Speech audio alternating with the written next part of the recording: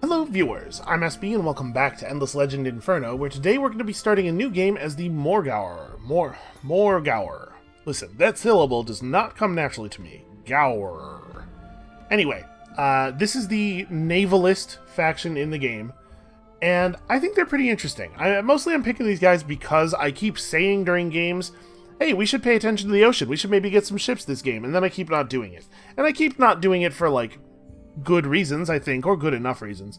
But here's a good way to fix that. We'll just play as the faction that's very heavily incentivized to get out on the water right away. And by the way, I noticed that this says main victory type expansion. I'm not sure that I agree. I think these guys are pretty good at diplomatic victories, and my memory of them is that they're just kind of generally powerful as long as you can survive the early game, which can be kind of sketchy, and we'll see what kind of victory type looks most sensible to us as we move on. So, constructed creatures that broke out of their prisons deep beneath the oceans, the Morgawr are driven to seek the surface by forces they do not understand. Once the planet is theirs, however, their ambition may not be sated. This text is basically everybody, except for that thing about deep beneath the oceans. So the Morgawr have some weird stuff going on. Before we get into any of this, let's talk about their units a little bit, because they have a weird selection of units. Number one, they have the settler, of course. Everybody's got a settler. But it's worth noting that Morgawr settlers have the amphibious capacity, as do all Morgawr land units. That reduces their normal speed by one. Normal map movement speed and battle movement speed. So, the base Morgawr unit, I think, only has one battle movement by default. But it makes them move 4 times as fast on river tiles. River tiles have a base movement cost of 0.25 points. So, moving around on land is kind of a pain, but rivers are like super roads, basically. We have the Mastermind, which is a support unit, and a pretty weak combat unit overall, as support units tend to be. I do think that they're better than, the Cultist Preacher, but not by a huge amount, and not better than many other units.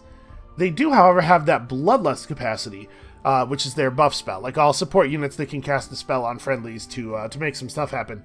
And what Bloodlust does is it damages the unit, but it damages the target unit, but it gives it a buff to its stats. In general, I don't think Masterminds are very good. But the other 2 unique unit types we have are actually naval units. We get sea monsters, which means that we have no functional land army. We cannot fight people with an army made of masterminds and settlers. So for Empire defense and potentially for war, we're going to be very reliant on our minor factions.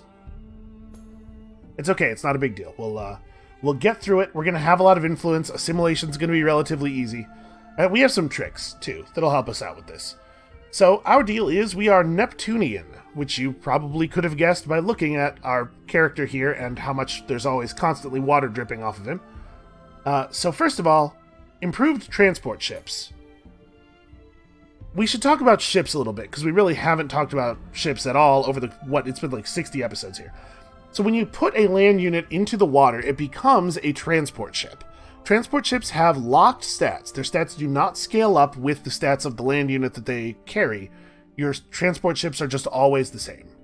But the Morgawr have slightly better transport ships than everybody else. So our terrible land units actually do a fine job of fighting on the water. They're better than most other units on the water, even though those units would massacre them on the land.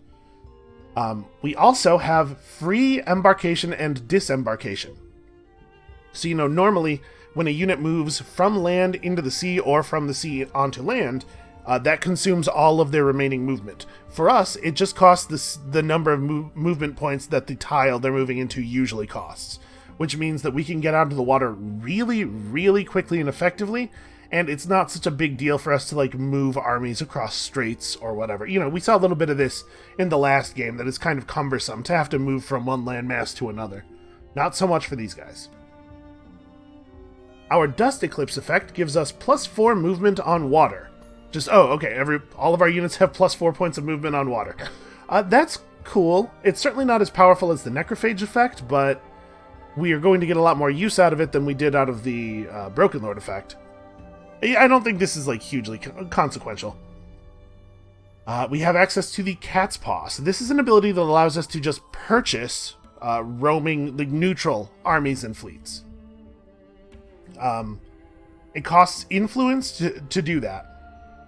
So we care a lot about influence generation, which is part of the reason I think these guys make a fine diplomatic victor. And also, we can see who actually owns each army. So most of the time, other players will not be able to tell that we have Cat's Pawed an army. It will still appear neutral to them. But if another Morgawr player were to Cat's Paw an army and send it at us, we would know that it was a Cat's Paw army controlled by another player. We haven't really seen a lot of privateers, but there's a technology you can research in Era 5 that allows you to take an army and set its flag to neutral, to appear neutral to other players. If somebody tries that on us, we will be able to tell that that's happening. It doesn't come up a lot. We are hydrophilic, so sea and lake tiles get +2 industry and +2 science, and river tiles get +1 industry and science. Obviously, this makes us want to settle all of our cities on the coast or in a place where there's like rivers snaking around, so you get that benefit a bunch of times. This is very powerful. Very, very powerful. We are sea traders, which means that we cannot get the Imperial Highways technology. We will never have land roads. Combine that with the slow base movement speed of our units on land, you can see it's going to be kind of a pain to defend our empire if we don't settle all of our cities coastally, which we totally will probably do. But as a trade-off, we get the cargo dock technology in the Imperial Highways spot in Era 2. So cargo docks are very powerful. The cargo dock tile itself is a burrow. You build it, and it makes the tile that it's in very powerful, and it also increases the industry output of all of that city's sea tiles. And it enables sea trade routes. Sea trade routes, I believe, generate more dust than land trade routes would over the same distance between the same two cities. And if you control an ocean region, sea trade routes that run through the ocean region get an additional boost to their value. I'm like 70% sure that's correct. We have the ability to spend influence to turn pacified villages hostile again. I don't really know how best to make use of this. So the AI tends to have a lot of spare units sitting around, right? Their garrisons are always full. So if we do this to the AI, there's a pretty good likelihood that they're just going to pop 3 units out of their garrison, go over and burn the neutral village down again, and then rebuild it the next turn, because all of their free resources. Against another player who has limited military and limited build time, I would like another human player, I think this would be much more effective. But as it is now, I doubt that doing this will be worth the influence cost we'll have to pay. I guess we'll keep an eye on it, but I suspect this won't get used a lot. If you are a person who plays Morgawr at a high level, and you have some advice for me on this front, please do feel free to tell me how I am wrong in the comments. And we have the Black Spot. This is a diplomatic term we can force on another player, a unilateral diplomatic term, that makes it so everybody in the game can kill their units to receive a dust reward. And that includes us. So if we're going to go to war with somebody, we should black spot them beforehand. If we suspect another player is going to be a problem, we can black spot them and hope that some other player will decide that the dust reward is good enough to get into trouble against them with. And a unit that is suffering from the black spot, which is to say a unit that is owned by a faction that has been black spotted, can be attacked in situations where it normally would not be possible to attack that unit, I believe. I think it screws with the way targeting works. So it's way easier to kill units that are black spotted. You don't necessarily have to declare war for it. We have a unique tech in Era 1 that gives extra influence from citadels and facilities. We'll talk about citadels and facilities once we get in game, because I know we haven't talked about that at all either. Listen, there's a lot of stuff happening in Endless Legend. This game is dense with mechanics. It's one of the reasons I like it so much. We'll talk about our other 2 unique units once we get in game a little bit, because we had to talk about them in the context of the other ships. The naval combat system is is pretty tightly designed numerically. And we get to start with Aquapulvistics, which obviously will be great for us because we're going to settle on the coast, and the shipyard tech, allowing us to put our units into the water as transport ships on the very first turn, which is something we almost certainly will do. Alright, that aside, we are committed to randomness here. There is a notification. Hey, this faction is not generated with totally random world gen settings. Wouldn't you like to make sure that there's going to be a lot of water? And the answer is, nah, not really. It may be difficult to finish our faction quest, but the fact is we don't always finish our faction quest even on worlds that are designed for it. So yeah, I'm just not too worried about that. I think we're ready to go here. Still going with 6 players because it does seem like the performance problems I was seeing were related to player count. Even super late in the 6-player games, we weren't seeing big performance hits. So, we're going to probably want to lead with Language Square. I want to try to get sea fortresses on our side as quickly as possible. If we can capture a whole ocean region early, or maybe even more than that, it's very, very powerful.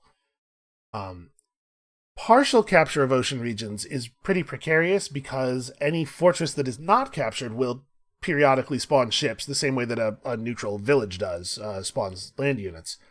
And those neutral naval units will go and destroy our fortresses. So if we can't get full control of an ocean region, we need to develop ships very quickly.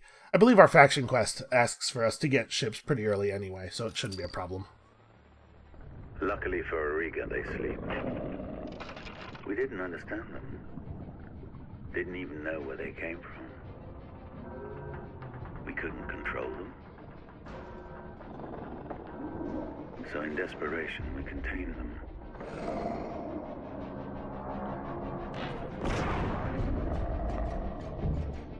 What if they break free? With their power, hatred, and paranoia.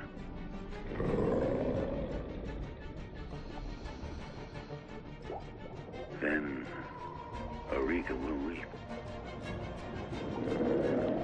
As she has never wept before. Tears enough to fill the salt seas. I mean, the Salt Sea is pretty full already, so that doesn't sound like that many tears. I don't know. Okay, wow. This looks alright. There is a Draken player. And also, yeah, we got some Gorin in our home territory. So, let's talk about all this stuff. This looks really good. So you can see, ocean tiles are very, very strong for us. We don't have a river to start with, but I am certainly not going to complain about this open. Look at all of the coastal anomalies we have to work with. So, the question is, where do we actually settle here?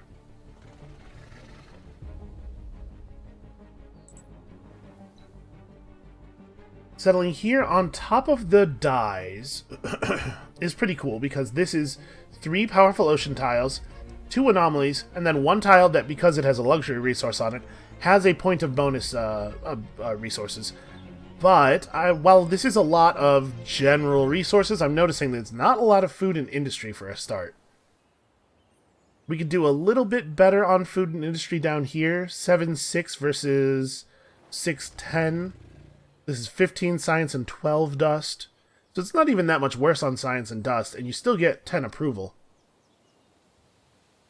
And obviously, we can, in either position, we can expand to the other spot pretty quickly. I think I want to go for the 16 points of combined food and industry over the 13. These are both really, really good. Hopefully, we will be able to build out over the lot of them quickly. Although, actually, we shouldn't make this decision yet, so hold on. I'm going to pop a mastermind out, and we're going to search this ruin. Awesome.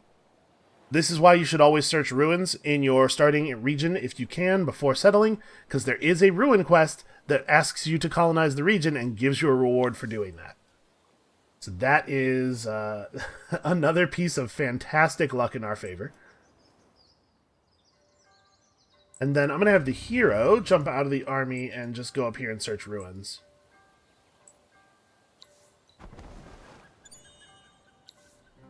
Alright, 40 dust, not a bad start. Sea ruins in general give a little bit more value than land ruins do, so like the base land ruin dust value at the beginning of the game is 30 dust, while on the sea it's 40. The base sea ruin strategic reward is 12 instead of 10. Actually, wait, land ruins give 5 and sea ruins? I don't remember. But you get more stuff from sea ruins generally. That's because, I believe, it requires a technology to get into the sea ruins. Usually. We're just a little bit lucky. I'm going to have these masterminds head down here. Let's just get a little bit more vision. I can't imagine we're going to see anything that's going to change my mind, but we definitely need to look. Yep, okay. Very, very much like this settling position.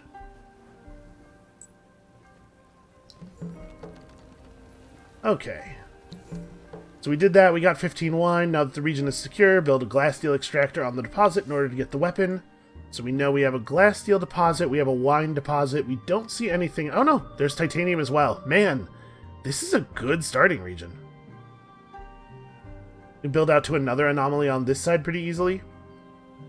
It's a powerful start. Okay, let's talk about technology. We probably want Mill Foundry and Language Square. I'm very committed to getting Language Square first because I want to be able to talk to the sea fortresses as early as possible, as I expressed. So this will get the Founders Memorial done just about the time that we have the Mill Foundry researched. Or we could sit on food here for 3 turns, and then once there are 2 points of population, we can move them both over to industry. I do like pumping food early, and honestly, if we just sit here and make the Founders Memorial take 6 turns, that's not so bad. Early population's really valuable. Oh, and we have wine, so we should probably just pop the wine, because Fervent is good. Real quick, though, let's check our legendary deeds. Be the first to activate 4 luxury resource boosters in order to get 130 dyes. That's actually a very excellent quest for us. And be the first to pacify 8 villages in order to get this reward, also very excellent. So we have a real shot at both of these. And this compels us to spend that wine. The only reason I hesitated there is that if we had the other version of this that asks you to stockpile 30 of something, it might have been worth sitting on the wine just for like a turn or 2 to see if we could get lucky and get that done. But I'm pretty happy with how things are here. So you may have noticed that our ships are pretty fast. Get into the water here. One of the improved things about our transport ships is that they have 5 base speed, which is really cool. Also, I didn't really talk about the fact that our units, our masterminds have true sight, which allows them to see stealthed units like anywhere within their normal vision.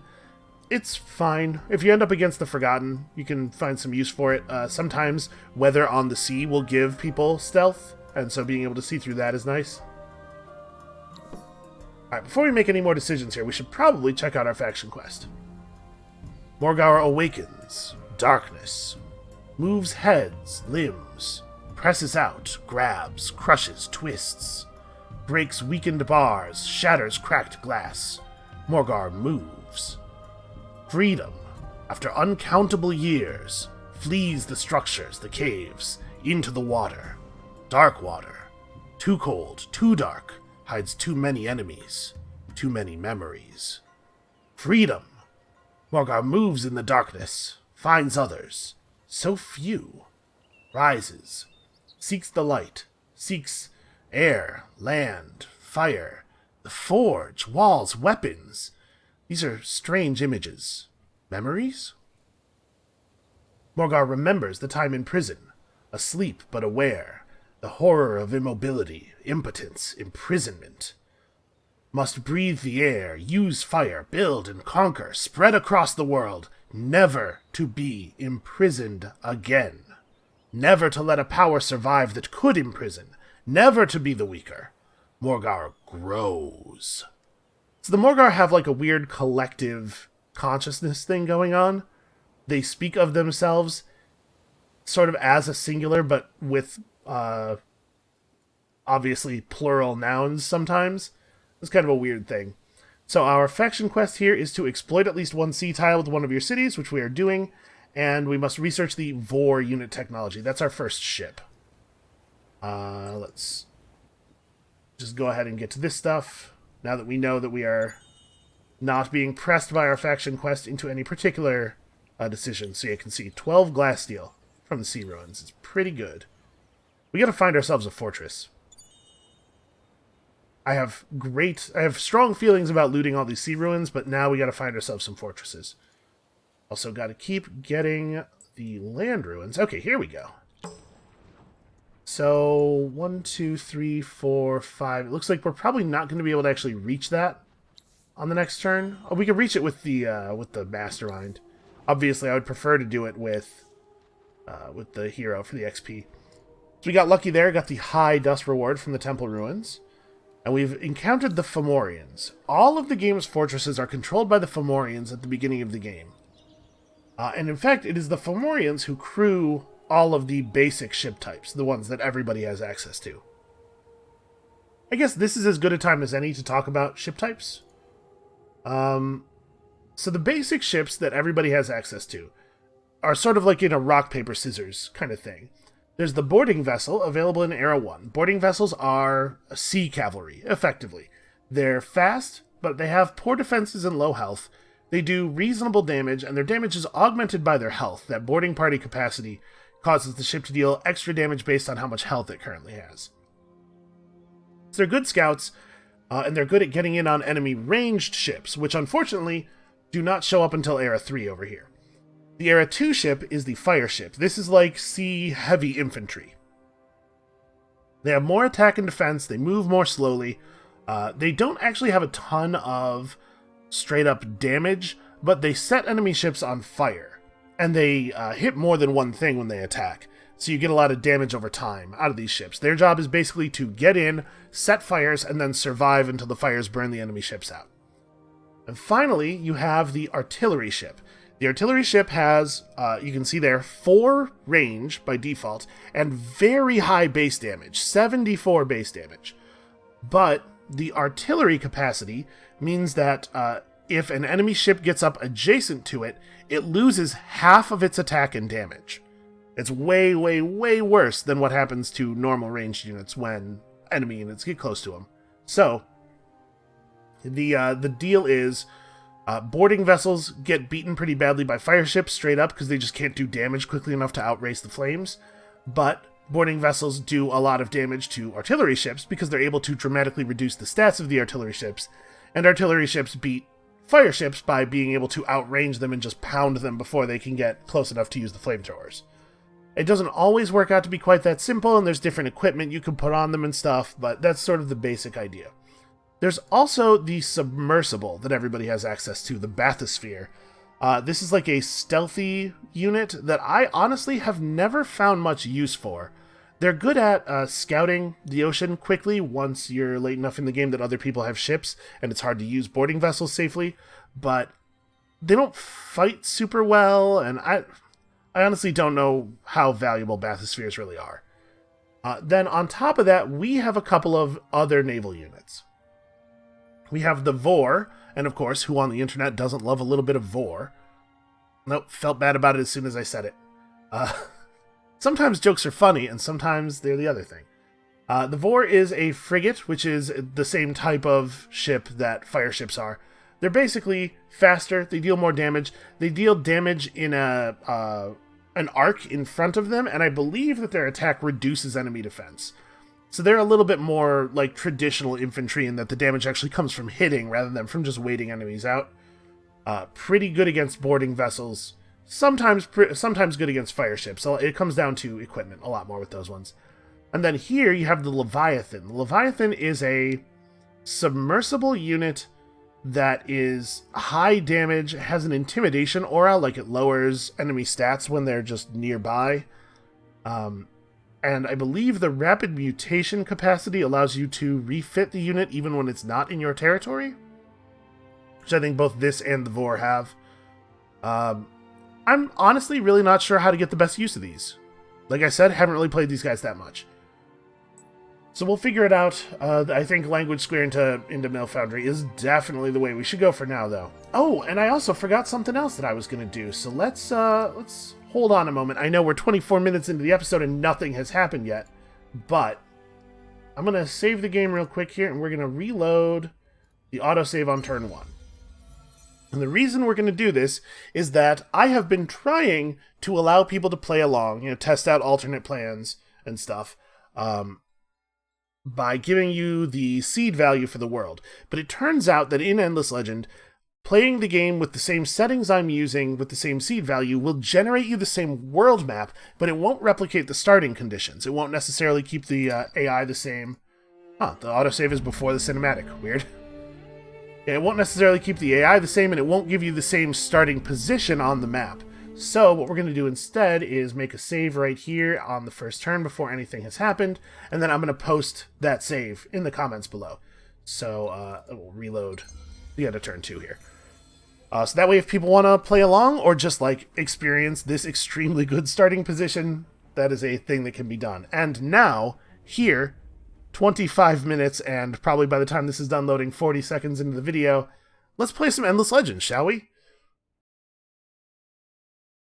In my defense, it's episode 60-something and you're still here, so you knew what you were getting. Also, check out how pretty the buildings are. I really, really love their architecture. Like the waterfalls, and the art in this game is so good. Alright, let's begin turn 3. So we do need to talk to our home region minor faction as always. We got Gorin here, which is plus 5% life per assimilated village. That's an okay assimilation bonus. The Gorin are okay units too. They're like a heavy cavalry. Okay, let's talk about weather a little bit. I lied. There's a little bit more talking before we really play here. Ocean tiles can have weather on them. It's a lot like terrain features like a forest, right? But unlike land terrain features, weather shifts over time. The wind over the water pushes it, I think, 2 hexes to the east every turn. And at the beginning of each new season, the weather matrix is cleared and totally regenerated. So when winter happens, then when summer happens, it'll keep flipping. So we need to be thinking about the stuff we see on the ocean here a little bit more carefully. So you can see here, seaweed increases the movement cost of tile dramatically. It also lowers the defense of units that are caught in it in battle, because the weather is still present on the battle map, and it has different effects in battle. So this is very inconvenient for us right now. It's going to prevent our hero from being able to get over here. Actually, no, it's not going to affect us at all, but we couldn't get over here anyway. Here we have some turbulence, which is the opposite. It makes the tile faster to move over. Over here you can see there's a big lightning storm. Lightning will strike ships that are left in the space, damaging them. And weather's very clear, very obvious, and easy to interpret here at this zoom level. When you zoom in close enough to get the pretty graphics, I think it's not always so clear. Like, see, the turbulence is a pretty subtle effect. If you're trying to look over the oceans at a glance, because you have a lot of water territory that you're trying to cover, you might miss that. You can see these lightning tiles. Look at how long the tile goes with no visual indicator. See that? If you were just scrolling past this ocean, you might not even have known that these were lightning tiles, depending on what part of their animation they were in. So, as much as I like the animations, and I do think the lightning in particular looks really good, when we're playing in the ocean, I'm going to be at this zoom level a lot just to make sure that we're seeing everything we need to see. So the question is, do we want to talk to the Fomorians this turn with this unit, or do we want to save that for the hero to get the XP? I think we probably just want to do it. Although, I could search this ruin this turn, and then have these guys come over here and talk to those minor factions. Actually, we need to get back over here and talk to our minor faction. So yeah, the hero is on this.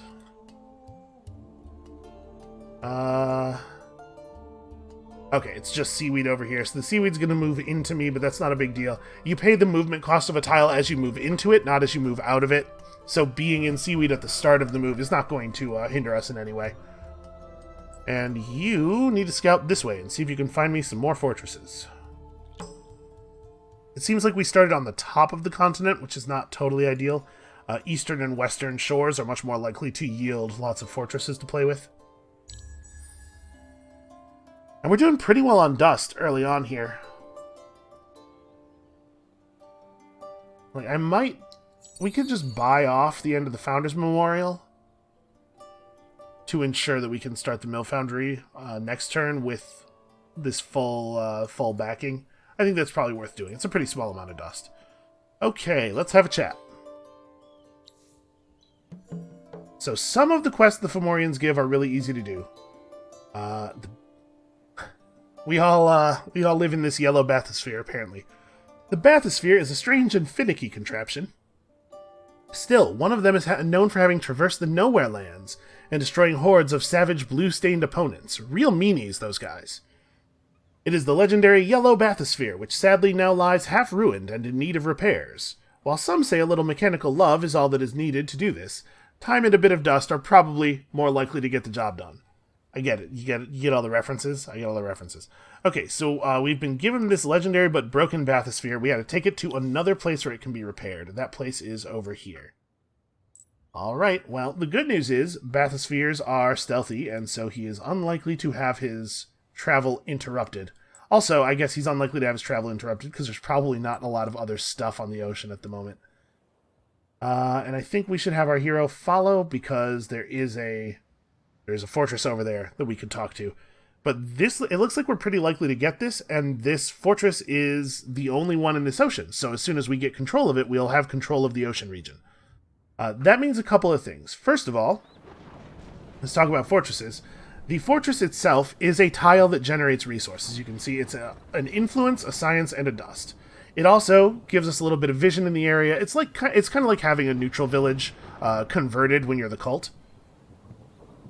And each fortress has a number of facilities attached to it, between 1 and 3.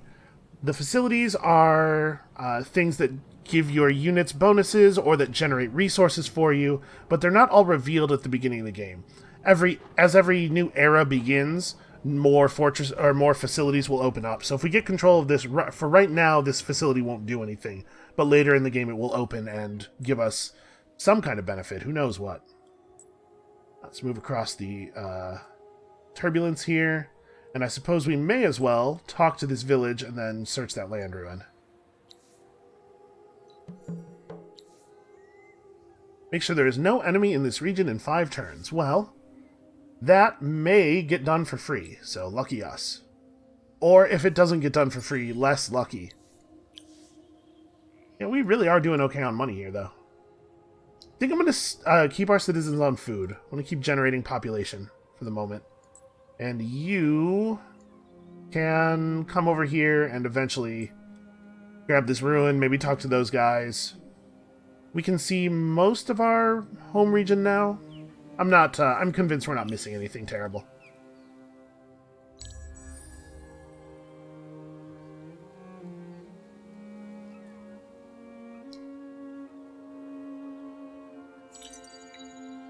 So we have enough dust to just rush the mill foundry. We don't have a ton of terribly important stuff to build, although the burrows are meaningful right away. Maybe this is worth doing. The other thing we could do, obviously, is save dust for an early hero. But I guess let's have a look at our hero and see if we want this guy to be a governor or a militia. Governor or a army hero. Commander, there you go. As you can see, very weird-looking dude in general. He has the Hecatomb spell. She can cast on a friendly unit, and then when that unit dies, it will explode and deal damage based on its life. We saw this a little bit in the last game. It's fine. It's not amazing. Combat stats are not really great. I mean, he's a support hero, right? So as a support hero, he has access to the support tree, which does give really early reinforcement positions. Honestly, not that useful on your first hero, because you're not going to have enough units to have 2 armies to make use of this. And then his capacities, he has Fortification Boost 2 and Influence Efficiency 2. Not Boost, Efficiency. This is pretty powerful in a large city, and if we're thinking about maybe going for a diplomatic victory, we are going to need a lot of influence to make that happen. I think it's a possibility. I'm not going to commit super hard to it, but I think this guy probably does look like a governor. We should talk about the faction tree, though, as well. So the Ancient Mariner skill is a skill that increases the stats of the hero's transport ship. With all 3 points, he's actually like an okay combat unit when in the water. And then he also has access to this Ingenious Admiral skill that buffs all transport ships in his army, not so much about making them good at fighting, but mostly about making them good at getting places alive. The Spyglass ability, which gives true sight to the army, which is fine, but like not super good for us because we could easily just include a mastermind in an army and get true sight that way.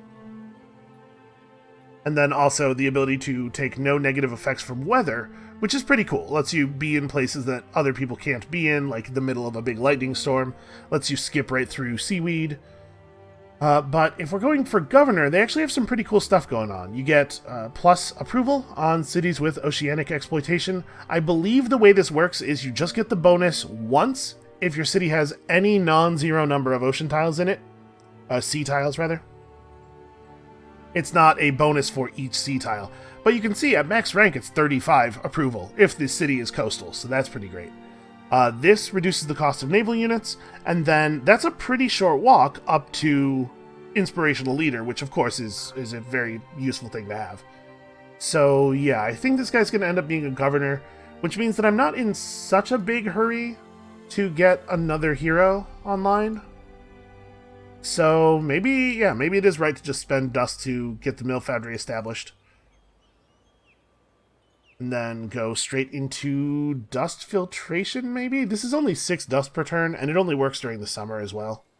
Maybe we'd be better off just getting the burrow out. Yeah, I actually like that a lot. Just expand as quickly as possible here. We're going to lose a bit of approval, but we have enough approvals for that not to be a big problem.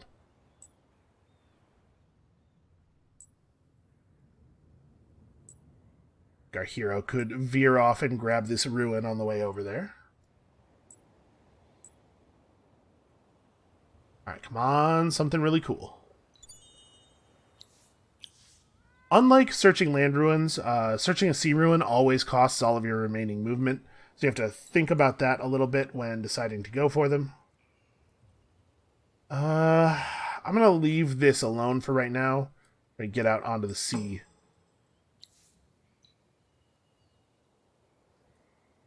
We do need to be looking for a location for another city. Wow, we are doing all right on Glasssteel.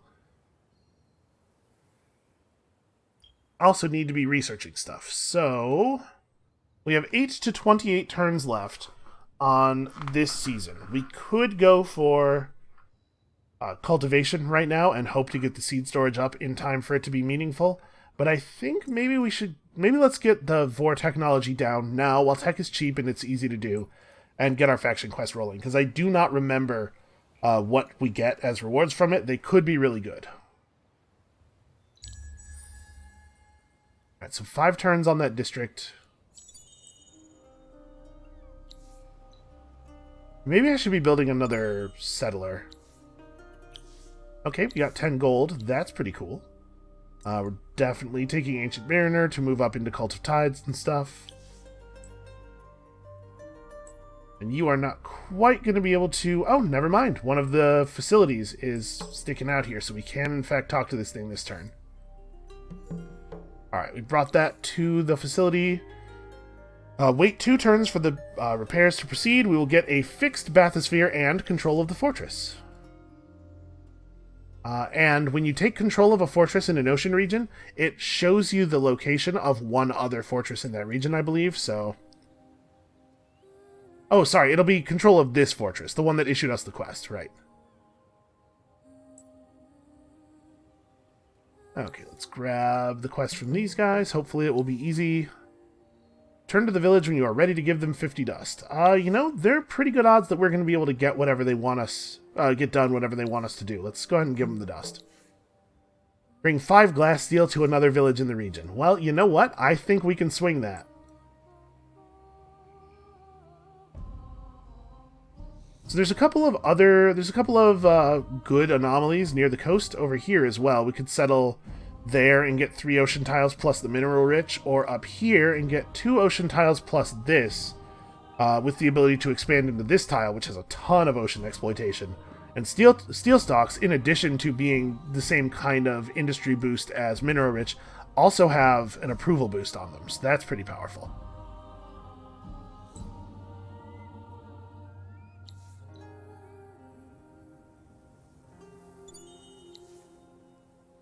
Oh hey, we found a bad tech. Well, I mean, free tech. It did increase the time it's going to take us to finish researching Vor, because tech cost increases with your number of techs known. So that's a little unfortunate. But something tells me we're going to be alright.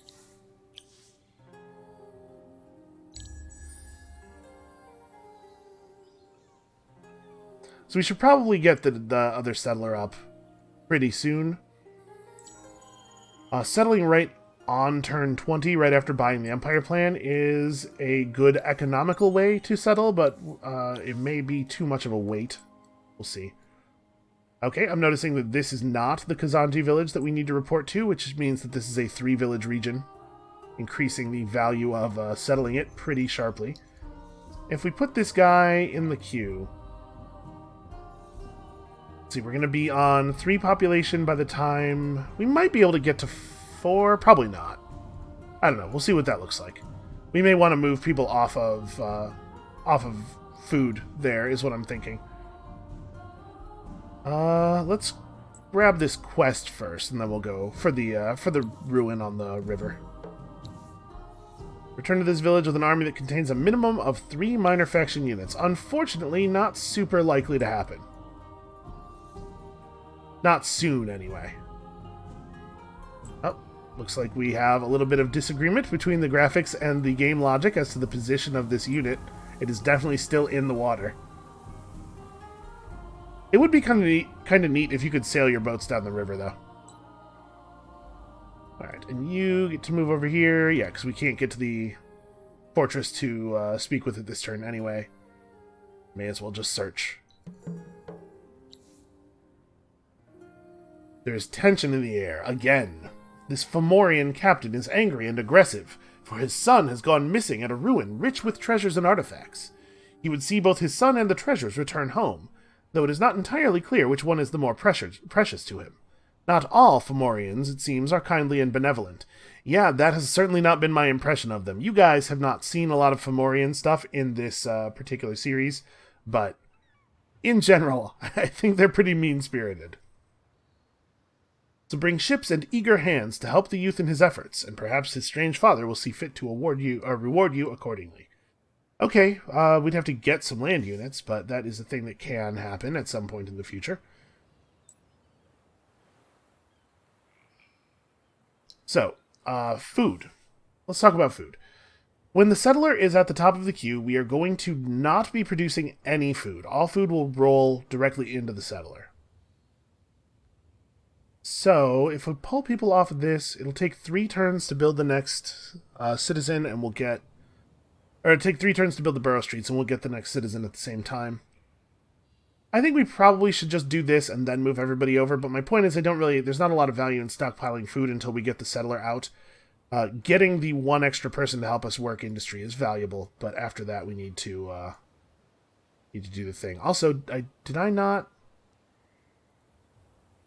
talk to them? I'm pretty spacey. That kind of stuff totally happens. Well, we'll fix it next turn. We'll fix it sometime in the near future. We'll have these guys rotate back and solve that problem. Okay, so we're accomplishing quests left and right here. So we've gotten ourselves control of our first ocean region. Controlling all the fortresses of an ocean increases the resources generated by facilities, and the dust and science incomes from trade routes crossing that ocean, and the vision range of the fortresses. I believe it's a 50% boost to all those things. So, well, maybe not. I thought it was going to be providing us with 1.5 dust and influence. But, okay, we're getting a little bit of free stuff, and when that opens up, we'll get a little bit more free stuff.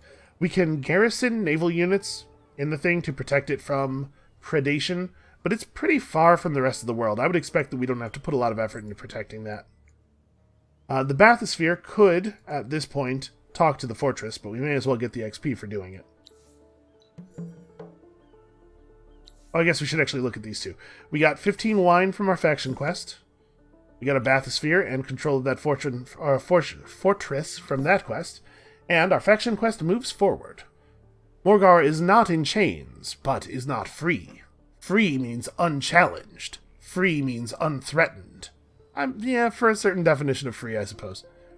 Freedom costs. Must grow, be stronger, be crueler. Freedom is having no equals, having no threats. The fortress is threatened, built by the jailers, smelling of the jailers, run by the jailers' beasts. Fortresses must be taken, controlled, conquered, mastered. Fortresses can never be trusted. Start there. Make the fortresses grovel. Never trust the fortresses, the smell of the jailers. What other creations of the jailers might be lurking within? Morgawr rises from the waters, spies the fortresses, opens the doors, climbs the walls. Silent, merciless, cold, relentless. Sees the terror in the eyes of the jailers' beasts. Morgawr is content. Not the good guys, is what they're trying to express to us here. Anytime you see be crueler, honestly, a lot of the time when you see be stronger, that's a hint as to who the good guys in that situation are. So we got to create at least 2 Vors to help us take over fortresses that do not want to yield to us peacefully. And when we do that, we will gain access to the main Maritime Academy improvement, which will basically just make our ships better in the city that we build it in. Free XP. Alright, we'll make some Vors. That's a thing that we definitely want to do. I could group these 2 units up, but we would lose the stealthiness of the bathysphere.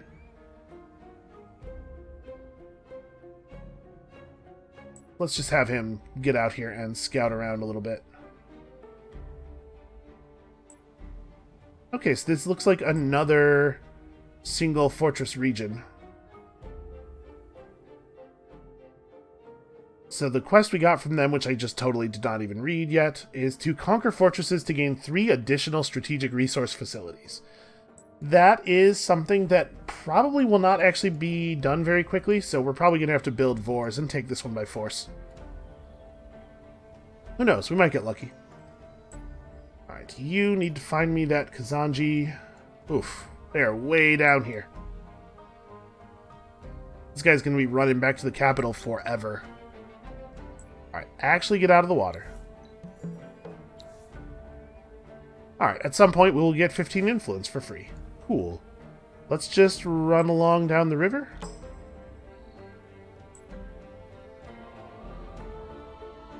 I love the idea of our masterminds swimming up out of the ocean and just like sprinting down the river like those like salmon upstream hopping out of the water every now and then. This is a neat faction. Give these guys 8 spices to make them happy. Honestly, I probably wouldn't even if we had them, because I want spices. Also, we have to pop 4 resource boosters in order to get access to these dyes. We have enough resource boosters to make that happen right now. We probably should just do it. I kind of want to save the gold until such time as the approval boost from it isn't wasted, but let's secure the legendary deed. Huh, that was only 3 boosters, right? I popped wine twice and this once? First activate... says activate 4. Okay, well we can hold off on the rest of the wine. And this is going to give us 50% more influence. Honestly, I don't know that I want to pop that yet. With us only producing 3 per turn. And we're going to have more influence than we know what to do with here anyway, right? Like, we'll probably do that, which is completely trivial. Yeah, we don't want to pop any die yet, I don't think.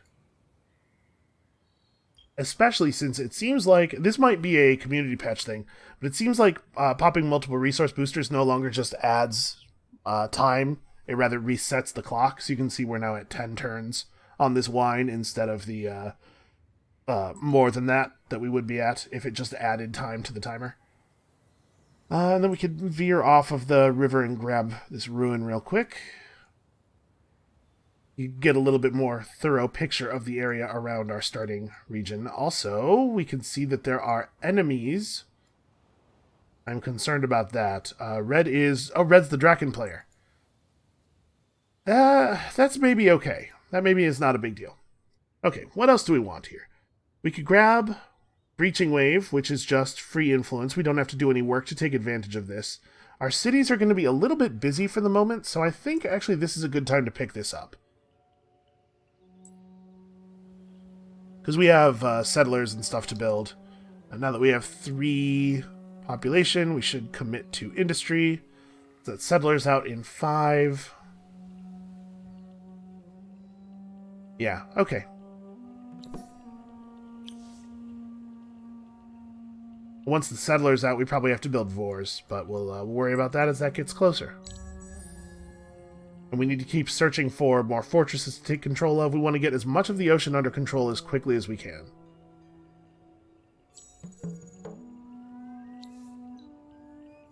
What did I do? Oh, that happened. Cool.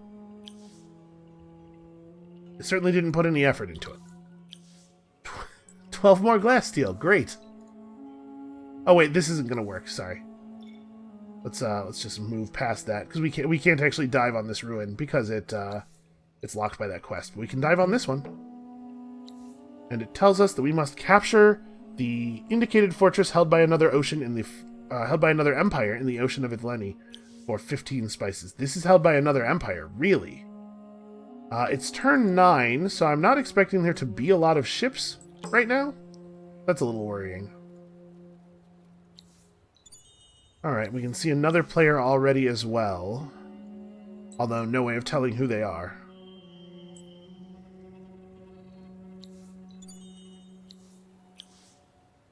Oh good, glass steel. What would I do without it? Alright, these guys would like me to duel their hero with my hero. We could do this. We could teleport our hero back to the mastermind. Oh no, we have to initiate the battle with only a hero in my army though. And we would, if we teleport our hero back here, we won't be able to unattach him from this army, or from this unit until his 5-turn reassignment cooldown is up. Also, not sure if I need to pacify this region. It might be worthwhile. It is at least a 2-village region, and it does border my capital, but it's totally inland. Our cities are just as effective as everyone else's inland, it's just that our units are bad at moving around. But our cities are more effective coastal than other people's are inland, so I don't know. I don't know if that's something we care about that much.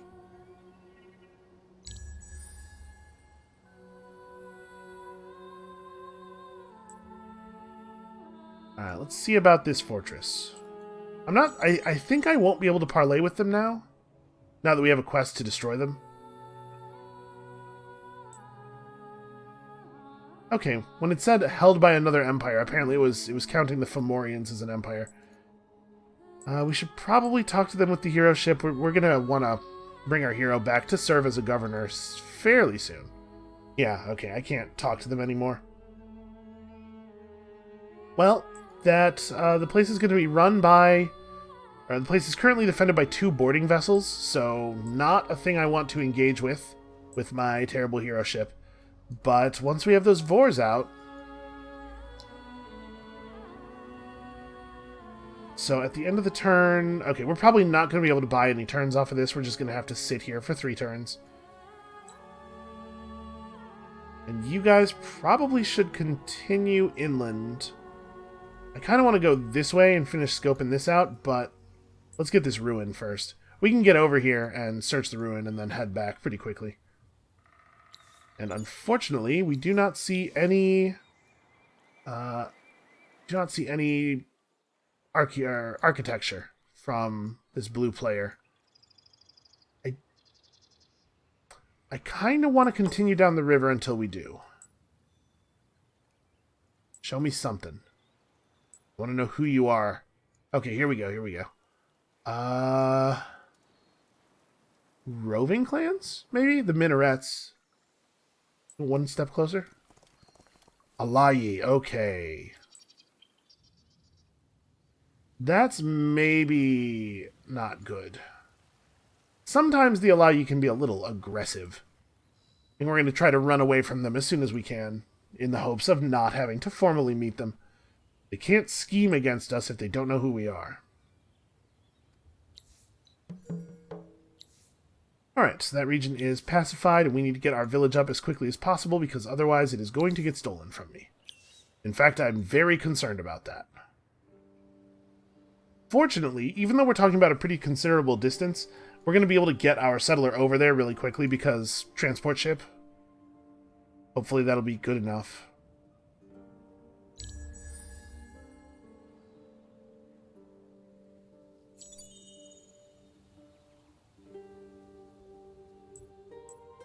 Okay, that's a Drakenling, not a settler. Obviously, he would totally massacre me in combat. We've got a glimpse of a new era. So the good news is that when somebody reaches a new era, some facilities open up. Nope, not this one. This is an Era 3 or later facility. In fact, none of the facilities that we can see are open yet. Boy, I wonder what they are. I would really love it if we could get one more level on this guy before we bring him back home to govern. And I love the fact that we got another ship so early so that we can continue to talk to fortresses. Wow, this one has no facilities, huh? It is a listening post, however. There's a couple of different kinds of facilities, and they do slightly different things. Give me the mouse over. Give me the tooltip again. 1 industry, or 1 influence, 2 science, vision, health, XP. Okay, for right now, the only difference seems to be the resource output. And it may be the case that the different... Oh, I didn't even tell these guys to run away at full speed. It may be the case that the different types of fortress are more likely to spawn different types of facilities. I don't know, but it could be. This guy's got to head sort of in this general direction. This is a 3-village region. Man, but I don't want to settle inland. I don't know. We'll see how that works out. We may end up settling inland for that. And yeah, it's way too expensive to buy this guy out, so we're just going to have to sit and suffer.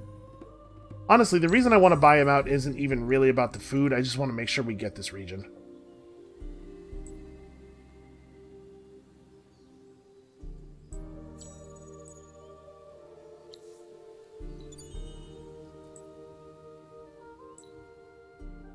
Okay, you may as well also run in. Then we can... we can't quite grab another ruin with you. Activate 2 wine boosters to gain control of this fortress, and also the palliative prow, which is a thing you can equip on your ships to give them auto heal. That's pretty cool, actually. We don't have the resources for 2 wine boosters.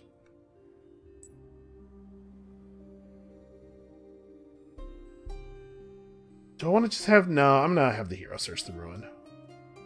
You can continue scouting. Okay, so it looks like this is a 2-fortress region. Probably pretty gettable, as long as we're fast. And then a sea region in which you own some but not all of the fortresses is still a neutral region, which means other players can attack you in it while you're at Cold War. If you have actually locked up the whole ocean region, they have to declare proper war on you to take it from you. So that's another reason that it's really important to lock whole regions as early as you can, so you don't get Cold Warred by jerks, basically. I don't know if you know this, but the AI, mostly jerks. Alright, let's get our 2 Vors out. Hold on. Let's have a quick look at the Vor design first. So right now we have the Acid Sprayer. Nozzles that spew acid on nearby attacking units for several turns, lowering their defense. You can see here, deals 25% damage to the target and to opponents next to both the target and the attacker. So that's like an arc. It hits the tile you want to shoot it at and the 2 tiles around it. And it reduces their defense. We do have access to another weapon type. We could give them Jaws instead, which give them extra damage against submerged units, which are usually pretty hard to fight. is worth noting that there's a pretty significant stat difference. 12 attack, 6 damage versus 9 attack, 4 damage, and also this slows you.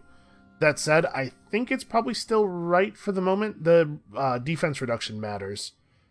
Our units also have the turtle capacity, plus 50% defense after being attacked for the first time, lasts until the end of battle. Pretty powerful. The rapid mutation capacity, which lets us be retrofit anywhere, and then of course they are naval units. And then we have a couple of extra equipment slots. So we can give our guys prows and also plating to increase their general defensive stats, hydrofoils to increase their initiative and eventually their movement speed. And then we also have a slot for an officer, little Fomorian dudes. So we could gain access to improved vision, bonus damage against Fomorians, pretty considerable bonus damage against Fomorians, which I think is probably what we're going to do here. What is the industry cost of that? 50? That's a pretty significant upkeep, or a pretty significant increase. And then because of that technology that we got, we also have access to all of the glass, steel, and titanium versions of that, so we can get reduced movement cost on coastal waters, or the guard capacity, which gives us extra morale when garrisoned in a fortress. And then we have, decent versions of the prow and everything, but my concern with these is the industry cost more than the strategics. We probably can't really afford to do a lot of this stuff. So let's see, normal plating is 24 health, 12 damage, or 24 health, 12 armor, whereas this stuff is 58, 28. Holy crap, that's a big difference. It's also a very large difference in production cost. It would go up by 100, almost double these guys, but man, that's powerful. I think I'm going to put them out as basic as possible, and then we might retrofit them later. But I want them out of the city queue as quickly as we can get them out of it. Alright. Let's do one more turn here. We can start our settler out on the trip to the coast. I think we're going to go up this way. I was planning to talk to that village, but I think I'd rather have this ruin. Again, inland villages are a little bit... Or villages in inland regions, rather. A little bit less valuable.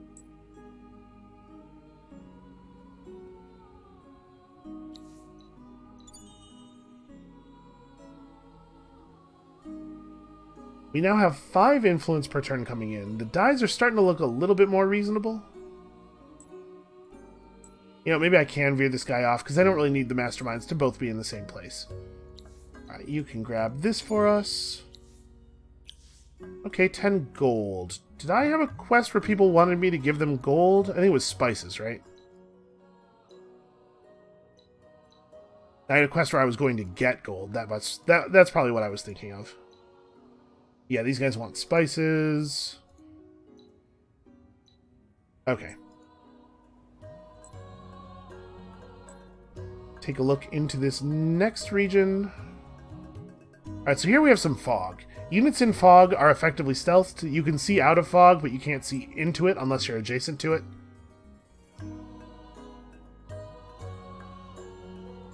Submarines are stealthy anyway, I believe. Oh, there might actually be a third fortress in this region. It could be up here. How close are you to another level? Pretty close. If we get another ruin search or two, or we find that other fortress, we can push him up to level 2, get the approval bonus, and then put him in the city. That may well be the plan. Alright, so let's jump you out. Get you into the water. Some of this turbulence is still going to be out here, so that's going to speed our move toward our intended city site. I think we're going to do it over here. The city doesn't have great growth potential. This fortress, or this minor faction village is pretty awkwardly situated, but... Oh, actually, we're not going to be able to get up here. We're going to have to come up here and then walk over there. But I'm pretty sure this is the right location. Steel stocks are great, and obviously, we got to be on the coast. Yeah, so let's key in a new research. Obviously, sewer systems are pretty valuable, but our research times are going to start getting pretty long. We got to get basic science output capacity, and for the moment, we can maintain our approval with just luxuries. We'll worry about the sewers in a little bit. And so, yeah, not a lot of turns here for an opening video of a series, but we had a lot of concepts to talk about. So that is going to be it for us for today. Thank you all so much for watching. Like I said, the turn 1 save is going to be in the comments below. And come back next time, tomorrow, to see if other players are already declaring war on us or not. Because that's something I'm very, very worried about while we still have no land units. And we'll see you then.